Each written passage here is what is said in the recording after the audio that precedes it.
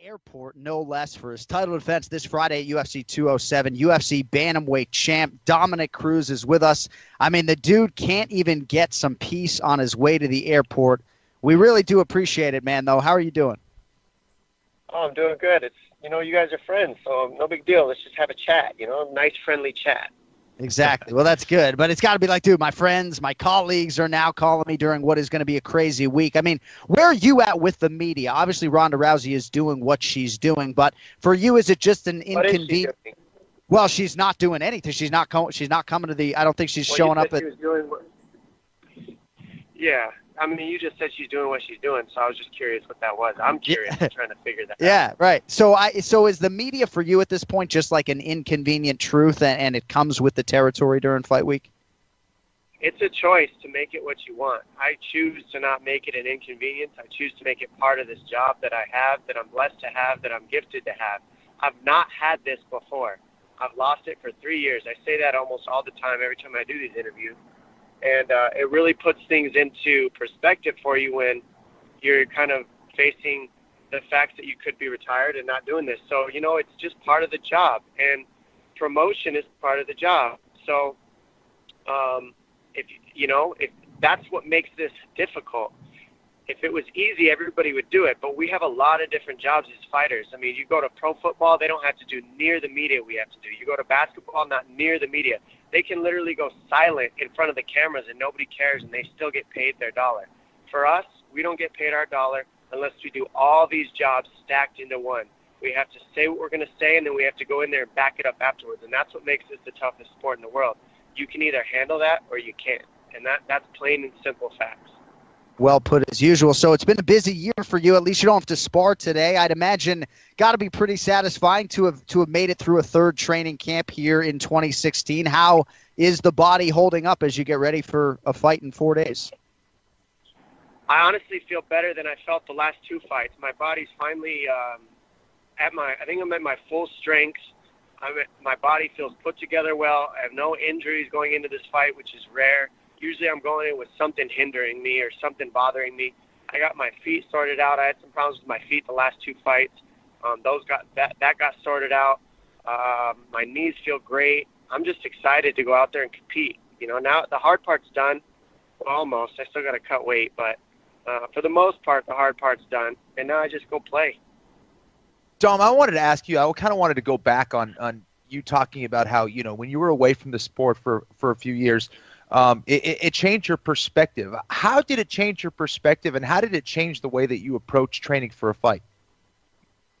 Well, it changed the way I train for a fight I found more ways to fill in the gaps. So instead of training 24/7, I found ways to train, and then when I start feeling tired, instead of going back into the super hard stuff, you find other ways to fill those gaps, like long jogs or swim work or physical therapy. Because the problem is you always want to be moving and working when you're in camp and when you're training, but you can't always go full bore. So it's just about finding the happy medium. And how it changed my mentality really is, like I said, this is a gift to be able to compete. We don't get to do this our whole lives, Kenny. I mean, you competed at the highest level for years and years against the best guys in the world, and then now you're just doing the commentary, and you got a great job doing all. But I'm sure that, when you had to stop fighting, it was a thought. It was like, man, I'm not really going to be prize fighting anymore. And it changes your life. Well, I kind of got to sit with that before my end was there. I got to feel that before I was actually finished or had to actually retire. So it almost gave me a gift. It took my brain to another place because I know what retirement looks like. And I actually have no problem with it, and I have nothing to fear. But now that I get to compete, I also get to compete and enjoy that with a different mindset. Yeah, it totally is so different, man. It really does give you a different perspective, and I know it has benefited you a tremendous amount. Now, I think this is probably the case for anyone that you face, but is it safe to say that you have fought a lot of guys like Cody Garbrand, but Cody Garbrand hasn't fought anyone like Dominick Cruz? I think that's pretty safe to say. I mean, you and me are both analysts, Kenny, and I think you can state that. I mean, how many guys has that team been able to bring in that replicates my style on that exact night? They haven't been able to find that. And the one person they did left their camp to go somewhere else because they, for whatever reason. So besides that, these guys all have the exact same mentality. Anytime I fight these guys, which I've fought them 6 times now, I'm 5-1 against this team. The only time I lost to them was in 2007, before I even met Eric Del Fierro. I have not lost to this team since. They all have exactly the same mentality. Exactly. They say the same things to me. They repeat it over and over and over. And it's like fighting the same guy a dozen times. So I know what they bring to the table. They clearly don't know what I bring to the table. I fought them, I think, over 27 rounds and maybe lost 5 of those rounds against the entire squad. So I say bring it. I love it. Dom, there's obviously another big 135-pound fight happening that night between Lineker and Dillashaw. How do you see that one going down? I like that matchup. It's very similar to the one I'm facing. That's what's cool about this card. This whole card's stacked. You got Dillashaw and Lineker fighting, and Lineker has a style similar to Cody.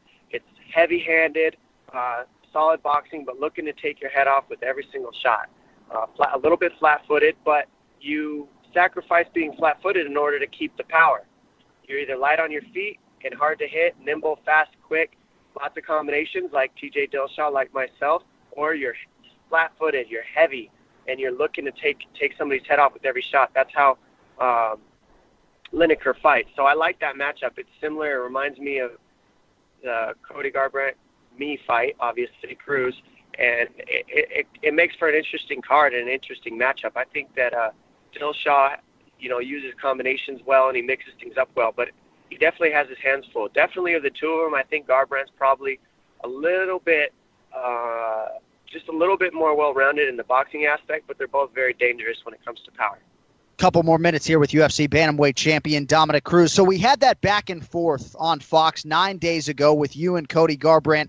Consensus certainly was that you got the better of that exchange, but now that fight week is here, do you just let it all play out, or is it part of your goal to continue to draw out his emotions? Well, people say I'm drawing out his emotions, but he does that to himself. I mean, all I'm doing is talking to this guy. I'm trying to be right. as cordial as possible. I'm not bashing him as a human being. I'm telling him what he already knows about himself, and he gets very, very fired up, very, very emotional about it because he knows he has no true answer to the things that I'm saying because it's the honest truth. So that's what I'm going to continue to do is let him know what I know about him as he continues to deny it and make everything that you're going to hear this guy talk about me is going to be an opinion. None of it is going to have factual basis. Make sure you pay attention to that in all these media scrums. Everything's going to be an opinion. Nothing is going to have fact. Everything I say about him is going to have a factual basis to it. You're going to be able to look up the analytics of it and see where I'm coming from and why I'm saying it. And that's the point of this thing, is to make sure that he knows he doesn't know what he's dealing with. He doesn't know what he's fighting. They don't know why I do what I do. They just have their opinions about me and their opinions about themselves, and then they just try to, hate on what I do. So that's fine with me. I don't need them to like me. I just need to go out there and beat them up. Oh, we'll get you out of here on this, champ. I know there are still some interesting fights for you at 135 pounds beyond this one, whether it's a Dillashaw rematch, John Lineker, maybe Jimmy Rivera. But a lot of fans have talked about and would like to see you move up and challenge a guy like Jose Aldo. So the question from me is, will we see you at some point in time up a weight class or two before it's all said and done? Like you said, I got a whole weight class full of guys right now that are gunning for me. I like these big super fight ideas. I think Jose Aldo has his hands full with Max Holloway, to be perfectly honest. Holloway's very hungry. He's sharp. He's tall. He's long. He's got good striking, just like Aldo, and, good jiu-jitsu.